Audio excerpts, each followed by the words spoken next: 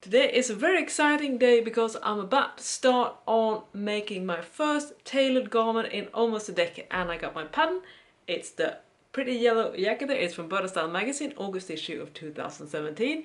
I have sourced some fine British wool tweed in a beautiful bluish color, and I'm a little bit nervous, but mostly I'm excited, so let's go. I'm so bummed right now, I don't even know where to begin. And the reason why I'm so bummed is what you can see behind my back on the dress dummy. I have spent 2 evenings, probably over 5 hours, just tracing and adding seam allowance and doing my petite alterations on my Burdastyle pattern for the jacket. Only to discover when I pin that darn thing on my dress down, I only discovered that the jacket is super tight.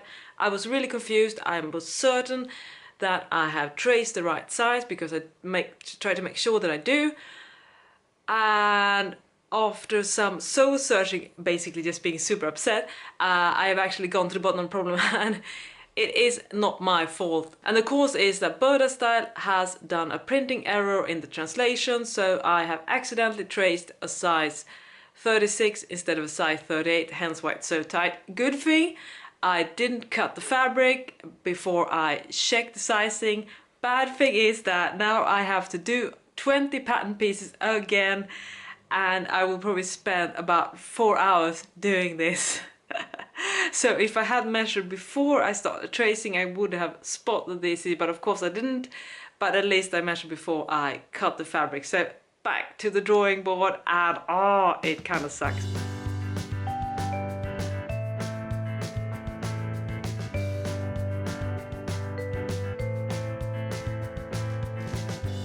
Now let's talk about interfacing. Traditionally it's made not a fusible but a kind of woven, very stiff, rigid material. It's sometimes called canvas or horsehair. Sorry if I'm using the incorrect terms here in English. If you look at vintage jackets, you will find that they have a much more stiffer feeling to them than compared to modern tailored garments. And at least in Sweden it's usually referred to like fast tailoring, which means that instead of applying all this interfacing or interlining by hand using stitches, instead you use fusible materials to stabilize this. And one little side of me wanted to go like hardcore tailoring, but if I had picked that road, A, I would end up with a fairly stiff garment, and B, I would probably be doing this project for months at end, because all that hand stitching, you know, that would take me ages and I don't have that much time. So I'm opting for the fast version, which is basic, just using regular fusible interfacing. Now I do have something that I have not tried before that is actually made for tailored garment in particular. It's from the Vlieseline Freudenberg, sometimes called Vlieseline brand. It's a fusible interfacing that it has a pretty soft hand, but the great thing is that it is stabilized with threads that run through vertically, which means that this actually has more stability than regular interfacing. So, and this is recommended in particular for tailored garments. So when I saw this in a store, I figured I should try it out. Also, this is a fantastic brand, so I trust them. They won't end up with a melted, wrinkly mess with some cheaper interfacing can do. So I'm using this primarily for all the details that needs a lot of stiffness, or at least some stiffness. And secondly, I'm also using a thinner, more lightweight fusible for the strips around the hem, because another signature of how to stabilize a tailored garment is to also stabilize all the hems. And to be honest, I have cheated with this in the past. I have not followed this procedure, which apparently is crucial for that nice crisp hem finish. So, but this time I'm doing it the proper way. Buttonholes and tailored jackets. Now there are obviously many ways to do buttonholes on a tailored jacket. The pattern I'm using is actually using regular sewn buttonholes. However, my experience at least is that using machine stitched buttonholes on a suiting, a wool suit, especially this one which is kind of fluffy, it doesn't really yield all that professional looking result. And hand sewn buttonholes of course will look way better. That said, only if you're good at hand sewing buttonholes. I'm not one of those people. In fact, I took a tailoring workshop many years ago, and the teacher that instructed me described my hand sew buttonholes as cement. They look like cement, not even stitching. So I'm not even going there this time. Instead, I am using bound buttonholes, and there are obviously many ways to sew bound buttonholes. If you look at a regular sewing book, you will find different methods. My preferred method is actually one that I kind of taught myself back in the 80s from a German pattern magazine called Neue Mode.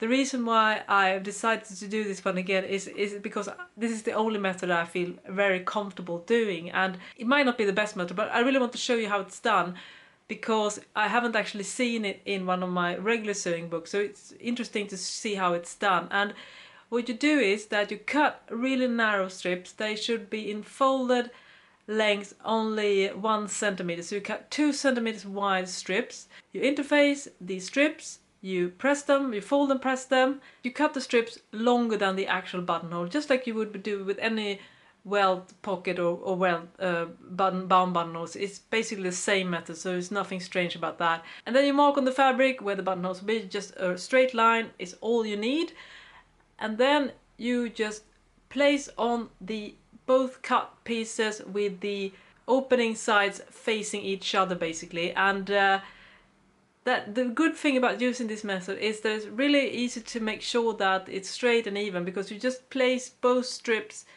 along the line, no distance in between. Just like you do any kind of welt pocket, you stitch a line that is as long as the buttonhole that you want to make / open. Then you just flip the strips, the triangles, and they need to be attached to the strips, just like you do any regular welt pocket or bound buttonholes. It's the same principle regardless of method. And that is really all you need. Then you just give it a good pressing, and as I said, this is a really great method if you're unsure about how to make bound buttonholes and are worried that you won't stitch an even line. Because the strips are pre-made, you can be absolutely confident they will all have the same width, at least if you make sure that you stitch on the exact same space on the upper and the lower part of the piping or the bound buttonholes. I feel so incredibly stupid right now. It's almost embarrassing to talk about it, but I have to put it out there because this is probably one of the side effects of sewing late at night, that my brain is clearly not functional. So I did bound buttonholes last night, and I think they turned out quite well. And then this morning I realized that a double-breasted jacket doesn't actually have working buttonholes for the second row. They're just decorated buttons that sits on top. So now I have made fully functional buttonholes. Oh my god, I feel so stupid. So what I'm gonna do now is to close the buttonholes on the second row, the second column, and doing some slip stitching. So they will obviously be visible, and perhaps that will add some flair to the jacket. Can we just talk a bit about sleeve performance anxiety? That is something I suffer from. I would say that badly set in sleeves are one of the biggest tell if the garment is made by an unexperienced person, because getting the sleeves right on a tailor jacket, it's really hard.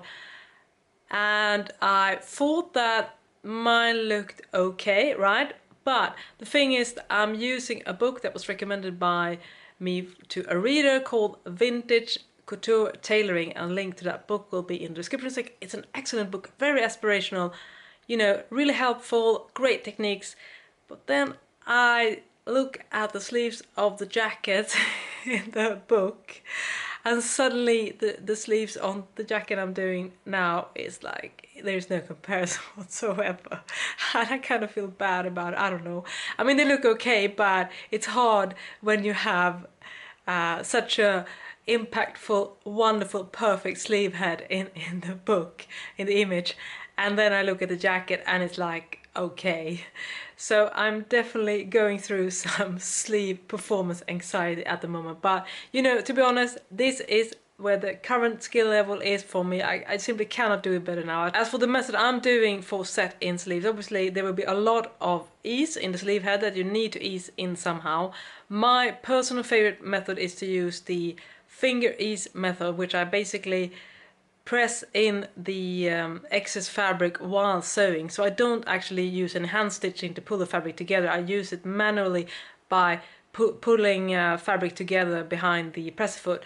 I'm not saying this is the best method, but it has been the method that has worked best at my current skill level when it comes to easing sleeves.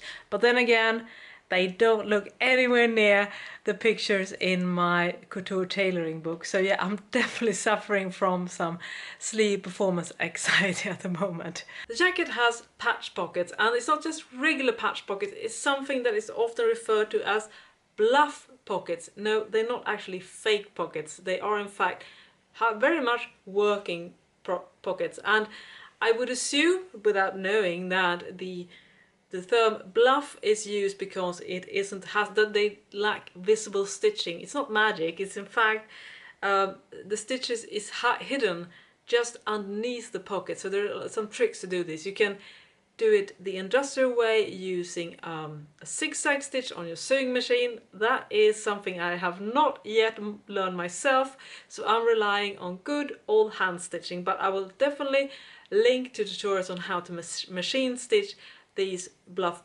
pockets. So that's a really cool method I would definitely try myself in the future, but this is just done using regular good old hand stitching. And inside there is a lining. I can show you here.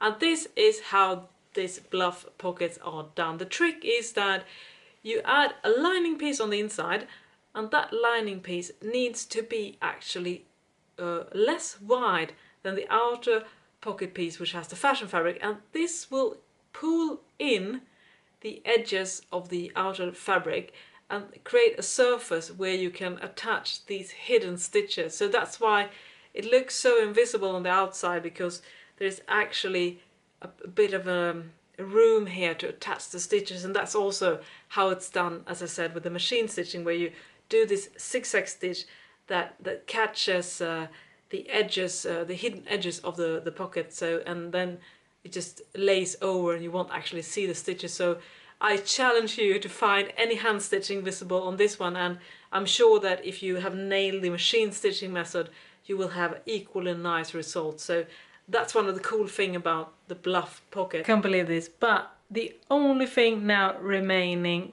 is bagging. I'm sure some of you already know what that means, but if you don't, I will explain for you right now. Bagging refers to an industrial method of assembling the lining with the outer fabric without using hand stitching. Obviously, if you have like traditional sewing books, especially the older ones that I have a lot of, they will instruct you how to hand stitch the lining to the fashion fabric, the outer fabric. Bagging tries to eliminate hand stitching. So I start this process by machine stitching blind hem on both the sleeves and the jacket. That's step number one. Obviously you could do this by hand as well, but I prefer to doing with the blind stitch on the machine. And then you sew together a lining piece just like you would in regular, but you leave a tiny hole or a big hole, depending on your preference, in the side seam of the lining, and this is where you're going to pull in and out the fabric of the jacket, which will make the bagging process possible. And then you attach the entire lining apart from two important things, which is the sleeves. You don't attach the lining to the sleeves, that will mess things up. I've done that mistake many times. So you need to first attach the shell, and then you'll just leave the sleeves to the next step. And when you've done that, you pull through the fabric. Hopefully the hole is big enough to make that. And then you pull through the sleeves, and then you do the same thing, attach the lining, the edge of the lining to the hem, the edge of the hem of the sleeves. Now, a big caveat here, because I tried to mimic a method that I have in a ready-made jacket. As you can see, I have folded the edges of the lower part of the jacket, and that's using the method on the jacket that I used as a guide. And the good thing about that is obviously there's no need to create a sharp corner with turning, because you have just folded in the edges of the lower part of the jacket. So I think it's a pretty good idea. Is my execution top notch? No, not really. But I will say that I've managed, this is the second jacket I've bagged. I tried a different method the last time, and hopefully the third time will be a charm, and I will actually successfully bag a jacket with no hiccups. But overall it's a great method, and I highly recommend that you check it out. I will of course link to some of the methods of bagging in the description section.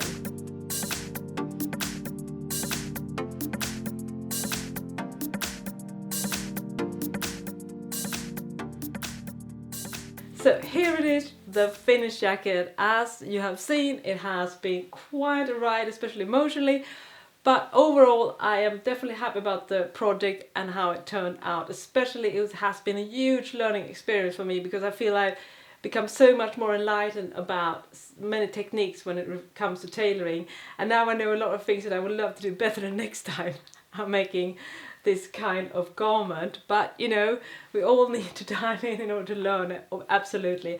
And so is this jacket a wonderful, perfect example of a tailored garment? Absolutely not. But is it the best thing I've done so far in my sewing life when it comes to tailoring? I would definitely say it is. As you can see, it has a very vintage sort of 40s style, if you know what I mean, like a traditional suiting jacket for women. And I used to dress a lot like this. I used to be one of those people who spent a lot of my free time and money in vintage stores. So this is kind of how I dressed when I was in my early 20s.